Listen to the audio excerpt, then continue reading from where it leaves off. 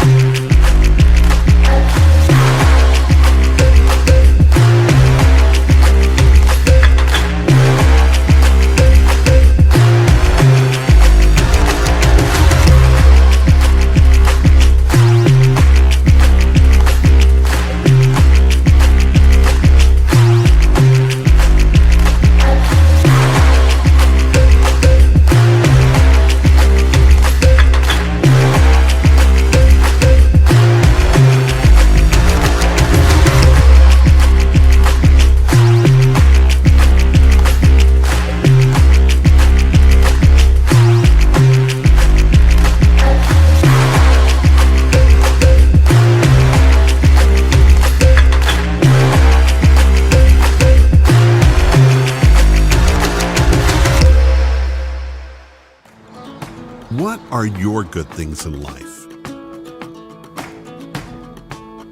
Spending time with family?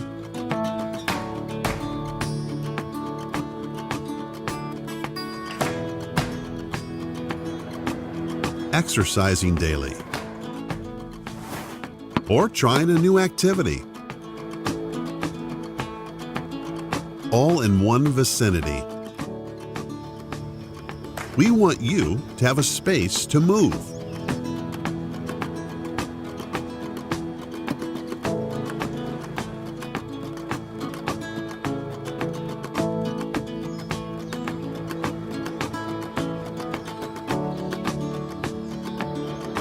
A space to laugh.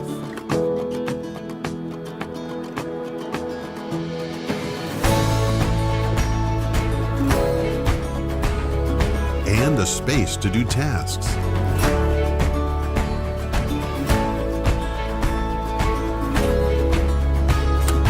Spending less time on the roads and more on moments.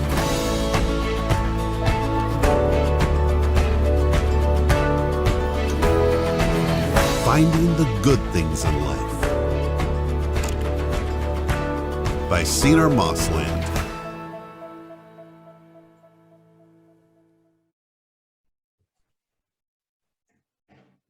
Selamat siang Bapak dan Ibu, salam sejahtera untuk kita semua. Terima kasih kami ucapkan atas kehadiran Bapak dan Ibu dalam acara Public Expose Live tahun 2021. Dalam rangka 44 tahun diaktifkannya kembali pasar modal Indonesia. Pada sesi Public Expose oleh PT Duta Pertiwi Tbk. Sebagai informasi, PT Duta Pertiwi Tbk telah tercatat di bursa sejak tanggal 2 November 1994 dengan kode perdagangan DUTI atau DUTI yang bergerak di bidang pengelola dan pengembang real estate, sehingga perseroan masuk ke dalam sektor properti dan real estate. Perkenalkan, saya Ibrahim yang selanjutnya akan memandu acara ini. Hadirin yang kami hormati, saat ini telah hadir di hadapan Bapak dan Ibu, manajemen perseroan, yaitu Bapak Teki Mailoa selaku Direktur Utama. Selamat siang Bapak Teki. Selamat siang Mas Ibrahim, selamat siang Bapak Ibu. Pak Handoko Wibowo selaku Direktur. Selamat siang Bapak Handoko. Selamat siang Pak Ibrahim dan selamat siang Bapak Ibu sekalian. Ibu Susan selaku Corporate Secretary. Selamat siang Ibu Susan. Selamat siang Pak Ibrahim, selamat siang juga buat Bapak dan Ibu sekalian. Dan Ibu Kristi Graciela selaku Head of Investor Relations. Selamat siang Ibu Kristi. Selamat siang Pak Ibrahim, selamat siang para partisipan Bapak Ibu. Selamat siang Bapak Ibu dan sekalian. Selanjutnya jika ada pertanyaan, kami persilakan Bapak dan Ibu untuk disampaikan melalui fitur Q&A atau kolom pertanyaan pada Zoom. Yang selanjutnya akan kami bacakan pada saat sesi tanya jawab. Kami juga ingin menginformasikan kepada Bapak dan Ibu bahwa pada akhir acara nanti akan ada door prize. Bila ingin berpartisipasi, Bapak dan Ibu cukup mengisi kuesioner pada link yang akan kami sediakan. Link untuk kuesioner tersebut dapat Bapak dan Ibu temukan pada running text yang akan tayang di layar Bapak dan Ibu. Untuk memulai presentasi, saya persilakan kepada Ibu Kristi Graciela untuk memberikan paparan. Kepada Ibu Kristi Graciela, kami persilakan. Terima kasih Bapak Ibrahim. Selamat siang, Assalamualaikum warahmatullahi wabarakatuh. Salam sejahtera untuk kita semua, Shalom, Om Swastiastu, Namo Buddhaya, Salam Kebajikan. Terima kasih kepada IDX yang telah menyediakan sarana Pubex Live tahun ini. Terima kasih juga untuk atensi dari para partisipan untuk menghadiri paparan publik PT Duta Pertiwi Tbk tahun 2021.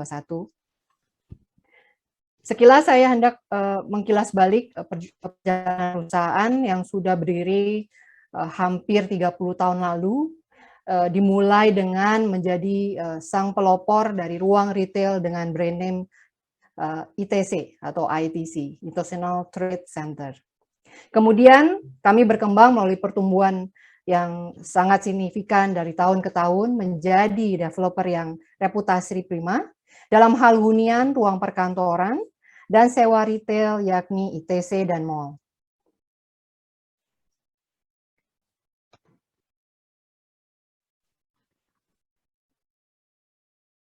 Kemudian tentunya proses yang dilalui, maaf saya cek, apakah bisa dilihat dengan jelas Bapak Ibu?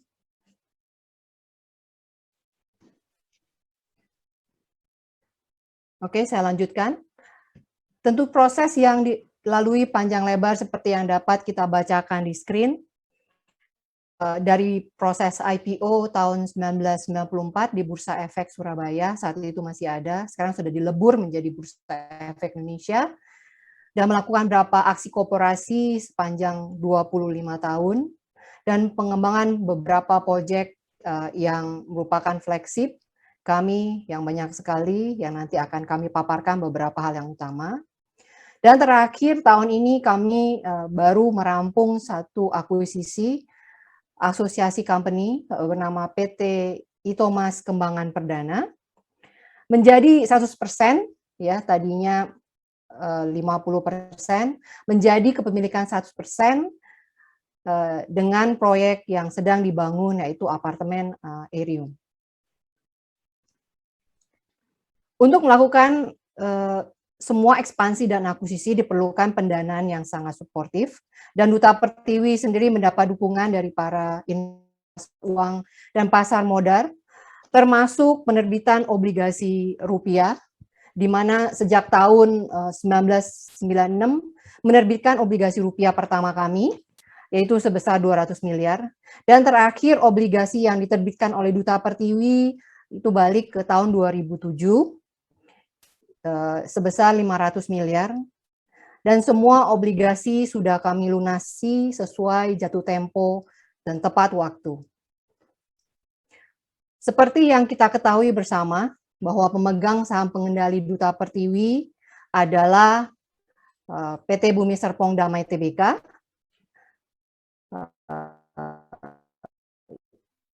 dengan total kepemilikan sekitar 89%, kemudian selebihnya 11% dimiliki oleh masyarakat.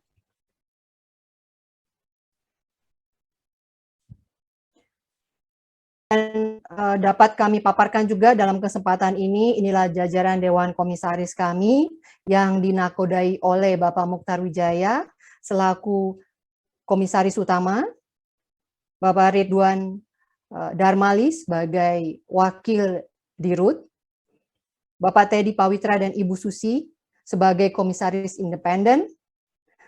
Untuk operasional dari hari ke hari seperti dipimpin oleh Bapak Teki Maloa sebagai Direktur Utama, dan untuk kesempatan hari ini kita berkesempatan Pak Teki bisa ikut dalam paparan publik hari ini. Kemudian juga dipimpin oleh direksi, yaitu Wakil Direktur Utama Ibu Lijani Harjanto, bersama 3 direksi yang sudah sangat kompeten di bidang properti dengan minimal pengalaman 25 tahun, yakni Bapak Stefanus, Bapak Hongki, dan Bapak Handoko. Dan dalam kesempatan baik ini kita bisa bersama Pak Handoko pada Pubek Live tahun ini. Supaya dapat menjelaskan lokasi dan kualitas produk-produk kami, maka perlu saya paparkan bagaimana Duti memetakan peluang bisnis yang dianggap berpotensi, mendapat keuntungan lebih optimal, dan secara desentralisasi produk-produk dipetakan secara unit usaha yang spesifikasi. Contoh, Duta Pertiwi dirancangkan menjadi induk dari ITC-ITC di Jabodetabek, sebagian besar ruang perkantoran, sehingga menghasilkan recurring income setara 43-50%. Secara spesifik, semester pertama 2021, recurring income Duta Pertiwi mencapai 43%. Konsentrasi utama bisnis Duta Pertiwi masih di Pulau selama ini, dan masih sampai dalam jangka waktu menengah, terutama di Jabodetabek, dikarenakan pusat ekonomi dan perputaran aset orang Indonesia masih terpusat di Jabodetabek, menurut pendapat kami. Dan izinkan kami memaparkan hal yang menjadi fokus Duta Pertiwi dalam kurun waktu 5 tahun ke depan, yakni Jabodetabek, terutama Grand Wisata, Kota Wisata, dan Southgate. Jadi 3 proyek utama kami saat ini adalah Grand Wisata, Kota Wisata, Southgate. The Grand Wisata sendiri kami rancang menjadi kota mandiri balik 20 tahun yang lalu, berlokasi di Bekasi, ya, terkoneksi dengan tol, ya, akses tol yang sangat mumpuni karena tol gate sendiri dalam kawasan Grand Wisata di kilometer 21 Jakarta Tambun, dan beberapa infrastruktur yang sedang dibangun, ya, seperti LRT juga yang sedang dibangun, mengkoneksi Jakarta ke Bekasi dengan gampang nantinya jika sudah selesai. Dan satu problem kemacetan juga sudah diselesaikan oleh pihak pemerintah, yaitu dengan dibangunnya elevated toll road Jakarta Cikampek. Jadi untuk penghuni kami yang harus masuk dan keluar Grand Wisata, mereka sangat dibantu dengan elevated toll road Jakarta Cikampek yang sudah selesai. Dan sebagai area hunian yang menyenangkan, tentu kami harus menyediakan beberapa amenities dan fasilitas, termasuk area komersial, edukasi, dan rekreasi. Di mana dapat pasar modern, ya, pasar modern becek, termasuk farmer market, dan dalam waktu yang tidak terlalu lama kami akan segera mulai konstruksi 1 mall, hasil kerjasama kami dengan Kawan Lama Group, ya, dan ini merupakan mall pertama yang dalam kawasan Grand Wisata. Untuk edukasi sendiri sudah termasuk ada sekolah-sekolah yang cukup menjadi pilihan primadona para orang tua untuk menyekolahkan anaknya, termasuk IPK, Notre Dame, dan Al-Azhar. Ya. Dan selain edukasi, relaksasi, perlu juga diperhatikan kualitas hidup, terutama healthcare, ya.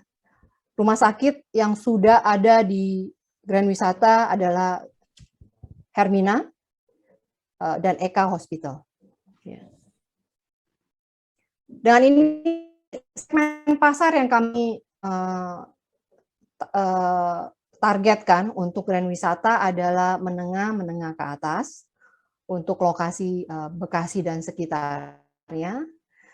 Dan sepanjang tahun 2021 kami sudah memasarkan 4 produk yang Bapak Ibu bisa lihat di screen, yaitu Garden House dengan harga berkisaran sampai dengan 2 miliar, O2 Perfect Home dengan kisaran di bawah 2 miliar juga, Cherryville kisaran harga 1,8 sampai hampir 4 miliar per unit, ada Water Terrace 2 sampai 4 miliar per unit.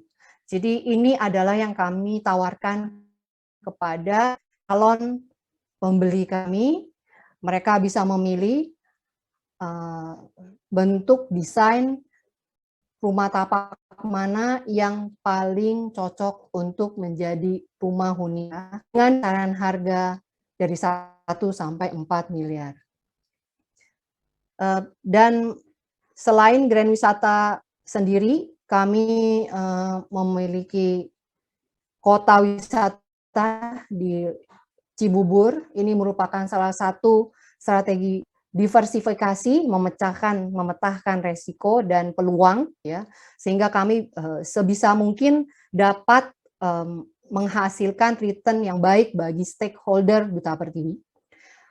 Update dari kota wisata sendiri adalah sudah dibangun Jalan Tol Cimanggis-Cibitung 3 tahun terakhir. Saat ini jika kita mendapat update, ya, proses konstruksi sudah lebih dari 50%, dan memang masih ada beberapa hal yang perlu dilaksanakan sebelum bisa beroperasi. Dan kami perlu garis bawahi, toll gate atau gerbang tol Cimanggis-Cibitung ada dalam kawasan kota wisata, ya, sehingga penghuni kota wisata bisa terhindar dari kemacetan sepanjang Transyogi atau Cibubur, daerah Cibubur. Jadi langsung dari tol dan keluar dari tol. Dan satu lagi proyek yang sedang kami gali yaitu Southgate. Memang Southgate ini sudah kami rencanakan jauh-jauh hari, dan tanah juga sudah ready dan sudah mulai dikonstruksi 4 tahun terakhir, ya, di mana Southgate ini mencakup hunian dalam bentuk apartemen, total ada 3 tower, ruang retail yang sudah tersewa kepada Aeon Mall, dan rencana grand opening diperkirakan akhir tahun ini atau awal tahun 2022, menyesuaikan dengan kondisi tentunya kita juga banyak pertimbangan dari perkembangan ekonomi Indonesia sendiri, terutama di Jakarta. Ya. Dan sempat saya menyinggung marketing sales telah tercapai 64% di semester pertama tahun ini, dan manajemen masih sangat yakin bisa mencapai target annual, target tahunan 1,2 triliun, walaupun sekarang kita masih dalam masa pandemi tahun kedua. Kami terus berupaya supaya target yang sudah dicapai, sudah dipatok, dapat kami capai pada bulan Desember nanti. Sebelum saya lebih lanjut menjelaskan pada kinerja keuangan, perlu saya jelaskan sedikit bahwa marketing sales ini adalah item, yaitu jargon yang digunakan developer di Indonesia, di mana artinya itu adalah penjualan secara kontrak, ya, di mana penjual dan pembeli, yaitu kami bersama pembeli kami, mensepakati untuk masuk dalam satu perjanjian pembelian kurun waktu maksimum 2 tahun, ya, dan marketing sales ini akan menjadi pendapatan dalam laporan keuangan kami setelah memenuhi syarat-syarat yang telah ditetapkan. Salah satunya berpindahnya wewenang atas aset tersebut dari kami developer kepada pembeli. Yang Bapak Ibu lihat di laporan keuangan menjadi pendapatan. Saya lanjutkan dengan kinerja keuangan semester pertama Duta Pertiwi. Total aset bertambah 8% dikarenakan pertambahan persediaan dan kas. Tentunya juga lebih banyak dikontribusikan dari penerimaan dari tenan-tenan dan penjual kami.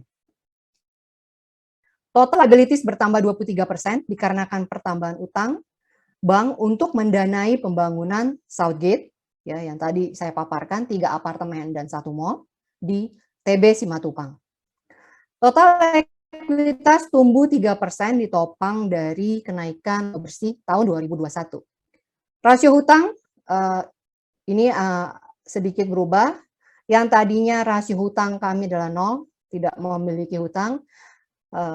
Mulai kami ekspansi untuk membangun Southgate, sehingga rasio hutang terhadap ekuitas naik menjadi 2%, ya, untuk mendanai pembangunan Southgate.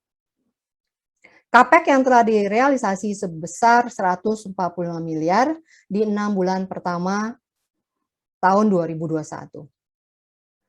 Tentunya Bapak Ibu, seperti yang kita sudah tahu, kita dalam pandemi tahun kedua, ya.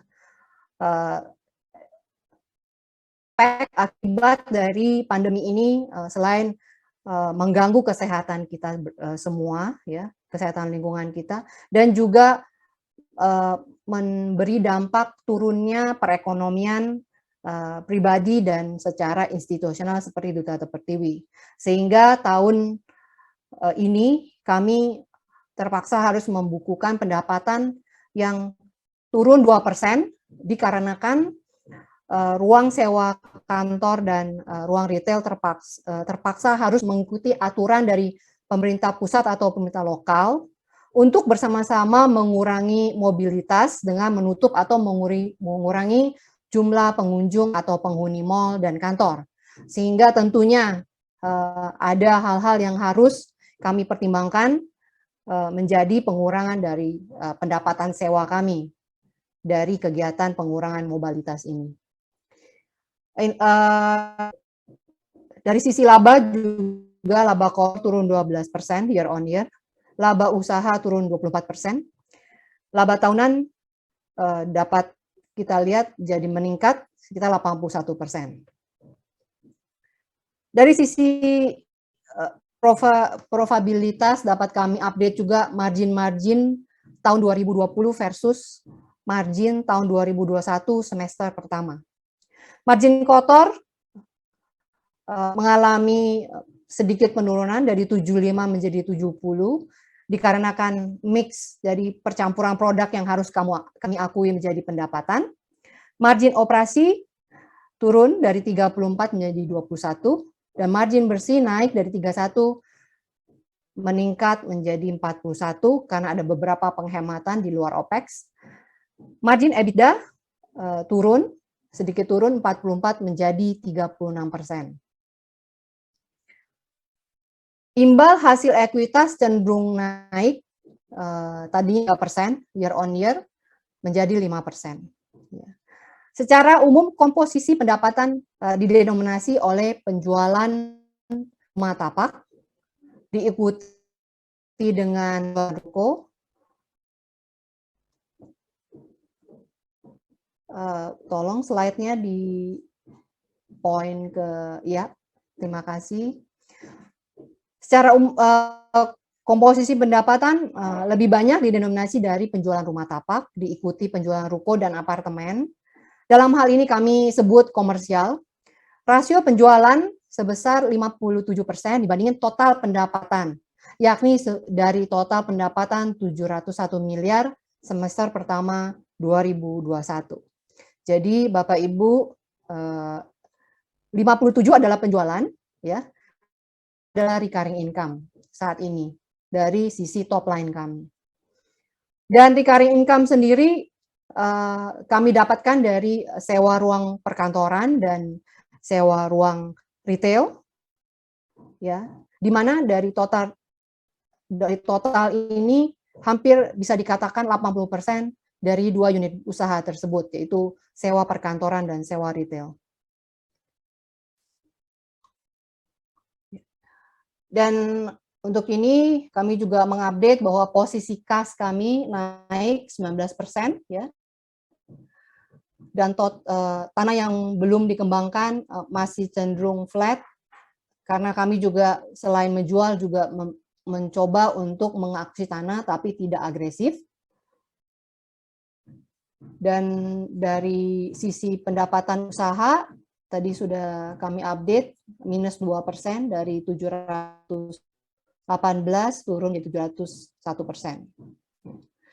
Total EBITDA minus 8% dari 275 menjadi 254 miliar di semester pertama 2021. Dapat kami update juga laba per saham semester pertama dari 84 tahun lalu menjadi 154, terjadi lonjakan 81%. Ya. Demikian pemaparan dan penjelasan kinerja dan kinerja keuangan dari Duta Pertiwi yang singkat ini dari kami. Selanjutnya saya kembalikan acara kepada moderator Pak Ibrahim. Untuk Pak Ibrahim, saya persilakan. Terima kasih. Baik, terima kasih Bu Kristi atas paparannya. Bapak dan Ibu, tibalah kita pada sesi tanya-jawab. Kami telah memilih beberapa pertanyaan dari Bapak dan Ibu. Pertanyaan pertama dari Bapak Julius Halim. Yang pertama, bagaimana antisipasi bisnis duty ke depan atas makin terdigitalisasinya bisnis ke e-commerce dan online store? Apakah akan mendisrupsi recurring income serta mempengaruhi penjualan kios? Kemudian pertanyaan kedua, apakah ada rencana untuk meningkatkan likuiditas saham duty di pasar? Silakan Bu Kristi untuk ditanggapi pertanyaan tersebut. Ya, terima kasih Pak Ibrahim sudah dibacakan. Terima kasih pertanyaannya dari Pak Julius Halim. Dengan kesempatan ini saya coba merangkum sebelum kami sama-sama menjawab. Ya, tentunya bisnis digital e-commerce sekarang mulai menjadi hal yang sangat normal bagi kita, karena apapun yang kita lakukan memang terbatas ruang gerak kita saat ini. Tapi menurut kami ini dalam kurun waktu bukan long term, ya. Dalam waktu jangka pendek, iya memang kita harus lebih banyak di rumah ataupun mengurangi kegiatan, sehingga apapun kegiatan kita harus melakukan online, atau kita sebut juga kalau belanja juga kita harus belanja online, ya. Disrupsi ini memang datang lebih cepat dengan adanya pandemi, ya. Untuk bisnis digitalisasi sendiri ada beberapa usaha kami untuk mengikuti perkembangan. Tentunya masih banyak kekurangan, ya, yang kami usahakan untuk mendigitalisasi mall-mall kami. Karena kami percaya sebagian orang masih butuh offline store, ya. Tapi ada juga orang-orang yang hanya akses online store, ya. Dan di sini kami juga bekerja sama dengan platform-platform digital e-commerce termasuk Tokopedia untuk mendigitalisasi tenan-tenan kami di ITC.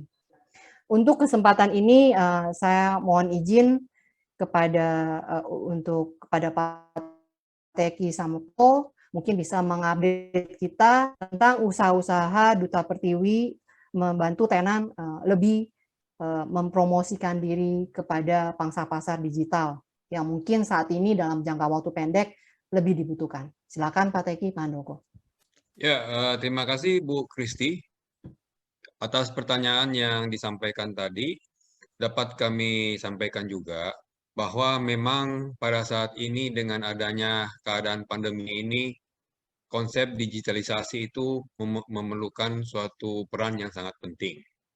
Nah, untuk kami ada di sekarang ini, maka dari Duta Pertiwi untuk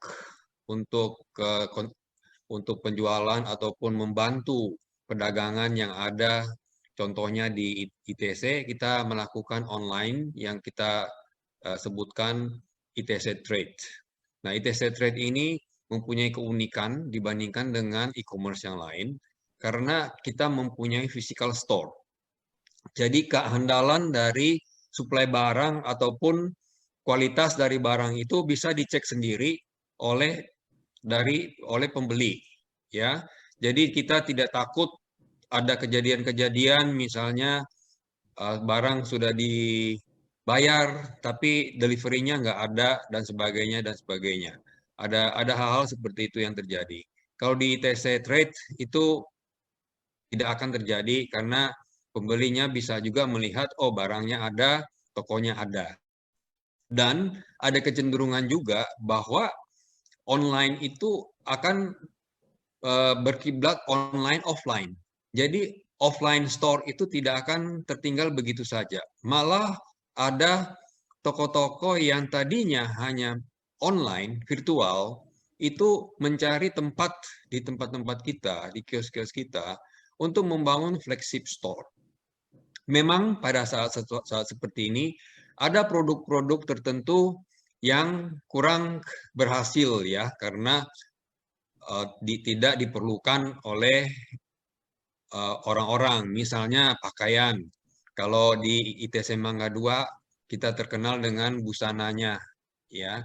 Tapi pada saat seperti ini produk yang ada busana itu terpukul bisnisnya.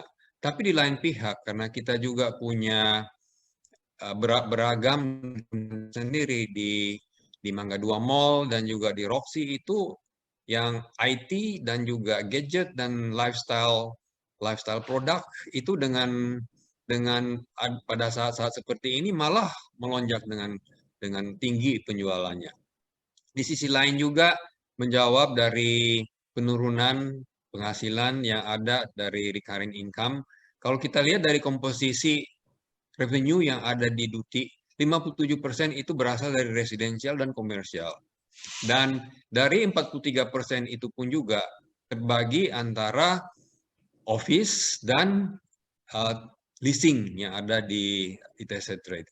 Jadi kalau dilihat memang pengaruh yang ada, dan residensial dan komersial yang ada selama paruh waktu tahun ini di Duti, kontribusi dari residensial dan komersial masih cukup baik.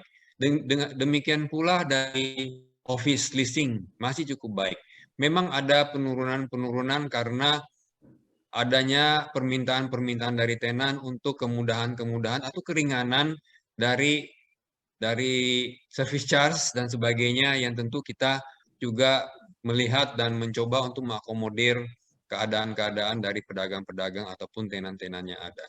Demikian kami sampaikan. Jadi kedepannya dari Duti kita sangat memperhatikan digitalisasi dan juga dari segi offline store-nya.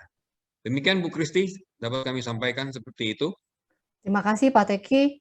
Ya, saya ulangi lagi tadi Pak Teki juga stressing bahwa ada tren baru yaitu dari online menjadi online store. Ya, jadi ada tren baru. Dulu kita kan berapa tahun terakhir mengatakan offline menjadi online. Sekarang kita melihat bahwa ada pasar yang cenderung mencari online, mengkonversi beberapa bagian bisnisnya dari online ke offline store.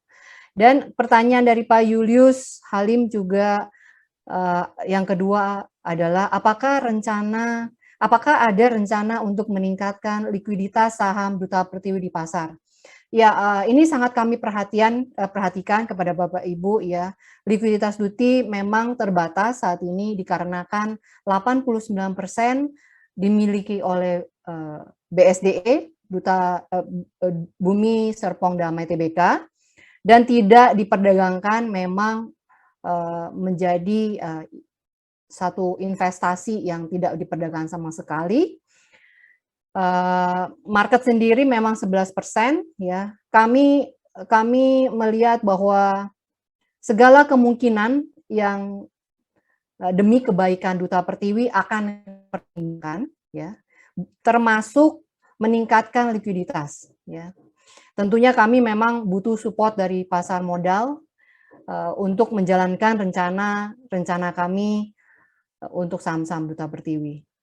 Tapi sampai detik ini belum ada yang dapat kami sampaikan rencana-rencana yang sedang apakah ada rencana untuk meningkatkan likuiditas Duta Pertiwi.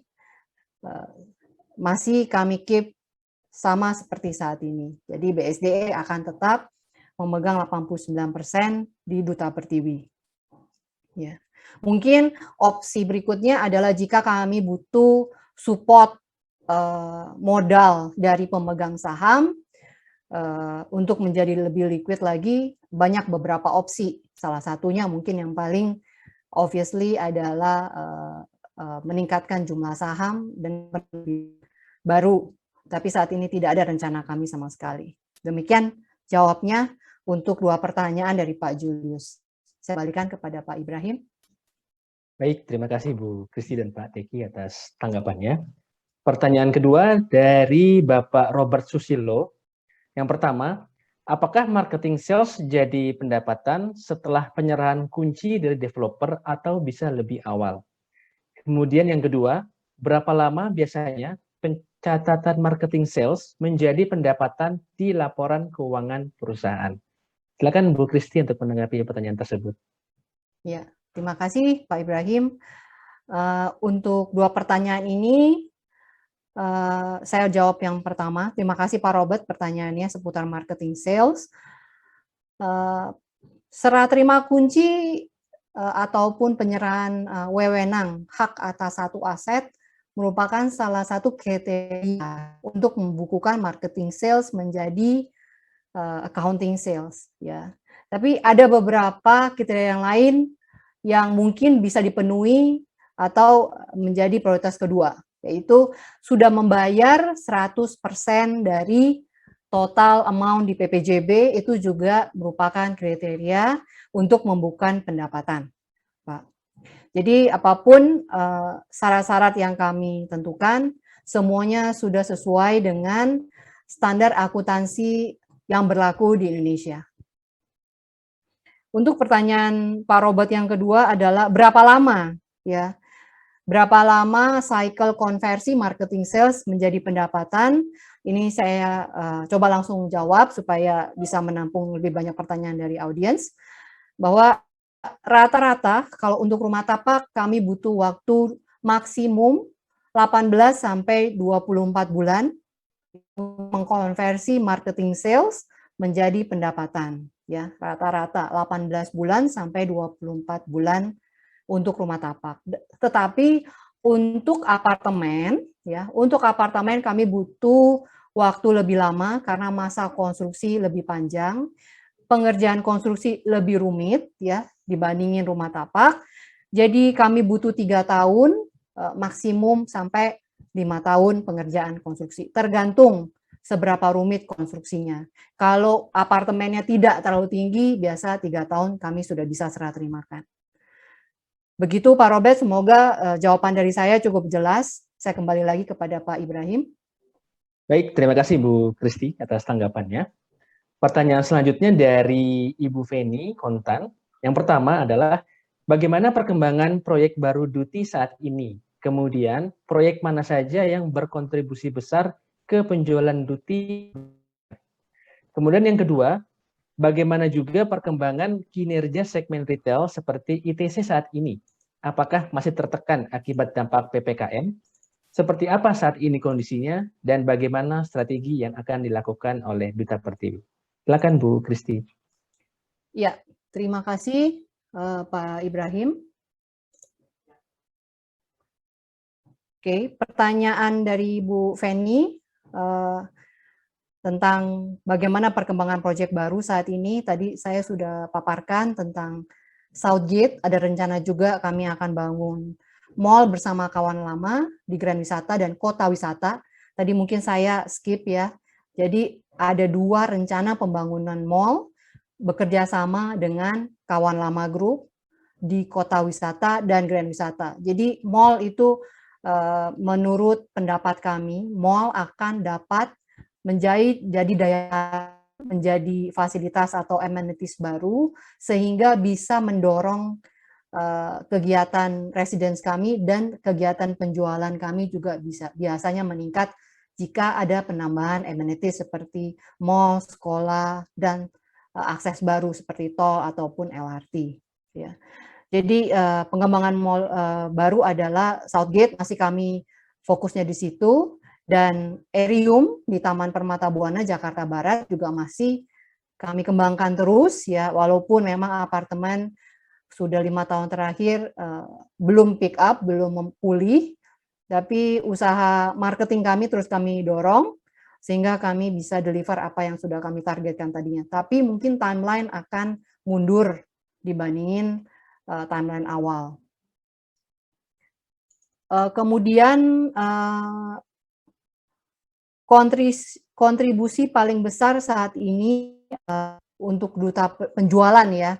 Kalau kita berbicara recurring income, tadi Pak Teddy sudah menjelaskan, Pak Teki sudah menjelaskan bahwa recurring income paling banyak itu kami dapatkan dari ruang sewa kantor dan mall, ya. Hampir 80% lebih itu dari sewa kantor dan mall. Dan kalau penjualan kami, proyek kami yang terbesar adalah Grand Wisata dan Kota Wisata. Rata-rata per tahun Grand Wisata dan Kota Wisata sendiri bisa mengkontribusi 300 sampai 400 miliar per tahun, ya. Itu yang menjadi kontributor terbesar saat ini. Dan potensi yang akan menyusul adalah Southgate Aerium, ya. Southgate Aerium pada saat pangsa pasar apartemen bisa membaik, pulih, yakin bahwa akan bisa menjadi kontributor yang cukup signifikan kepada kinerja keuangan dari PT Duta Pertiwi sendiri. Kemudian pertanyaan kedua dari Ibu Feni seputar ITC akibat dari PPKM dan bagaimana kondisinya saat ini setelah PPKM diturunkan dari level 4 ke level 3 dan kita sekarang sudah hampir sebulan di level 3 dan akan diperpanjang 2 minggu ke depan. Apa strateginya untuk ITC dan mungkin ruang retail kita? Untuk ini saya mohon izin Pak Teki dan Pak Handoko bisa bantu memaparkan seputar ITC dan PPKM. Untuk waktu Baik, Bu saya Kristi. persilakan. Ya, baik Bu Kristi.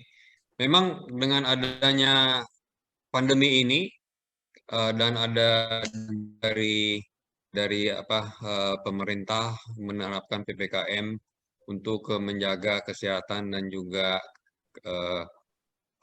menekan kasus-kasus infeksi yang ada di ITC, pengunjungnya itu dampaknya sangat besar, ya, sangat berkurang pengunjungnya sehingga kerannya sangat sepi, ya. Tapi pada saat-saat seperti ini sudah ada pelonggaran lagi yang mana dilakukan juga protokol yang ketat, ya, di mana kita mempunyai juga alat untuk melacak jumlah yang ada di dalam ITC dan juga apakah orang yang berkunjung juga itu sudah divaksin dan sebagainya, sampai juga kita menyediakan sentra vaksin untuk membantu pengunjung yang belum divaksin. Ini kita memang harus bekerja sama dengan pemerintah, dengan Dinas Kesehatan, dan juga dengan Satpol PP yang ada untuk menertibkan pengunjung-pengunjung yang ada. Jadi memang tidak bisa dipungkiri dampaknya sangat besar karena pengunjung tidak ada, traffic tidak ada, dan ITC ataupun mall itu sifatnya memerlukan traffic yang sangat tinggi. Ya, jadi dengan adanya hal seperti ini tentunya bagi pedagang itu sangat sepi dan sangat terpukul. Dan demikian pun juga kita harus mempunyai strategi yang mana kita harus mengefisiensikan sumber daya yang ada. Misalnya cost yang ada harus kita efisiensikan. Dengan demikian kita bisa mematching antara income yang berkurang, tapi pengeluaran juga kita efisiensikan dengan sedemikian sehingga tidak tergerus EBITDA yang ada. Demikian Bu Kristi. Terima kasih untuk jawabannya Pak Teki. Saya rasa kita bisa kembalikan kepada Bapak Ibrahim untuk pertanyaan berikutnya. Baik, terima kasih Bu Kristi. Pertanyaan berikutnya dari Bapak Rahmadi Putra. Apakah ada rencana untuk akuisisi land bank dan berapa target growth tahun ini? Silakan Bu Kristi untuk menanggapi. Ya, terima kasih Pak Ibrahim. Untuk pertanyaan Pak Rahmadi, ya, sebagai developer yang punya rencana yang cukup matang dalam hal going concern, tanah land bank adalah hal yang paling penting. Sebagai developer tanpa tanah tidak bisa dikatakan developer karena dia tidak bisa mengembangkan apa-apa. Dan terutama Indonesia, kasusnya di Indonesia, akuisisi tanah masih cukup lika-liku, tidak sangat instan, ya kita katakan sampai saat ini butuh perencanaan yang panjang. Jadi kita harus mengerjakan land banking itu sebelum kita launching jauh-jauh hari. Nah, untuk kasusnya Duta Pertiwi, apakah hendak melakukan ekspansi dalam land banking, saya rasa Duta Pertiwi sudah sangat matang dalam perencanaan dan terutama land banking, di mana saat ini Duta Pertiwi memiliki tanah yang cukup luas di Grand Wisata dan Kota Wisata. Masing-masing land bank kami saat ini 530 hektar di Grand Wisata, sekitar 100 hektar di Kota Wisata. Ya. Kalau kita total sudah hampir 700 hektar. Dan di seputaran Kota Wisata, di sebaran sekitar Kota Wisata, kami juga sudah memiliki beberapa lokasi, yaitu 2 lokasi, untuk ekspansi Kota Wisata ke depan sekitar 130 hektar. Jadi kalau kita total, land bank yang sangat sizable ini hampir 1.000 hektar yang dimiliki oleh Duta Pertiwi, sudah dikuasai dan dibayar lunas, ya, bukan rencana lagi. Untuk itu dalam kondisi pandemi tahun kedua ini, kami masih ingin tetap berhati-hati, ya, mengelola keuangan dengan sangat hati-hati. Jadi untuk ekspansi tanah, kalau tidak urgent, ya, tidak ada urgensi untuk dibebaskan, kami lebih memilih pending dulu, laksanakan mungkin setelah kondisi jauh lebih baik dari tahun ini. Jadi jawabannya belum ada lokasi baru yang hendak kami targetkan. Ya, tahun ini sepertinya tahun depan juga tidak. Tapi daerah-daerah seperti wisata, Kota Wisata tentu kalau ada opportunity, ya ada yang mungkin kita bilang akan ingin menawarkan kepada kita terbuka untuk berdiskusi. Demikian jawabannya, Pak Ibrahim. Baik, terima kasih Bu Kristi. Hadirin yang kami hormati, usai sudah paparan publik yang disampaikan oleh PT Duta Pertiwi Tbk. Dapat saya simpulkan dari hasil paparan hari ini, bahwa PT Duta Pertiwi Tbk dikenal sebagai pelopor kawasan superblok ITC. Duti melakukan strategi diversifikasi portofolio sehingga tidak tergantung kepada satu segmen tertentu saja. Segmen tersebut adalah segmen perumahan, superblok, gedung kantor, dan pusat perbelanjaan, serta hotel dan arena rekreasi. Dengan demikian, strategi tersebut cukup mampu mendukung pertumbuhan berkelanjutan sampai dengan sepanjang 6 bulan pertama di tahun 2021. Tercatat, Duti berhasil membukukan pendapatan usaha sebesar 701,27 miliar rupiah, di mana 52% pendapatan usaha sepanjang 6 bulan pertama di tahun 2021 bersumber dari segmen residensial. Mari kita berikan aplaus untuk para penyaji dari PT Duta Pertiwi Tbk. Baik, Bapak dan Ibu sekalian, sebagaimana telah diinformasikan sebelumnya bahwa akan ada pengundian door prize. Untuk dapat berpartisipasi dalam pengundian, mohon Bapak Ibu dapat mengisi link kuesioner untuk meningkatkan layanan dan kualitas acara kita di tahun depan. Link untuk kuesioner tersebut dapat Bapak dan Ibu temukan pada running text yang akan tayang dari Bapak dan Ibu dan juga pada fitur Q&A yang sudah disampaikan di Zoom ini. Atas nama penyelenggara, kami mengucapkan terima kasih kepada Bapak dan Ibu manajemen PT Duta Pertiwi Tbk dan juga seluruh peserta yang hadir. Sampai jumpa pada acara Public Expose Live yang akan datang. Maju terus pasar modal Indonesia.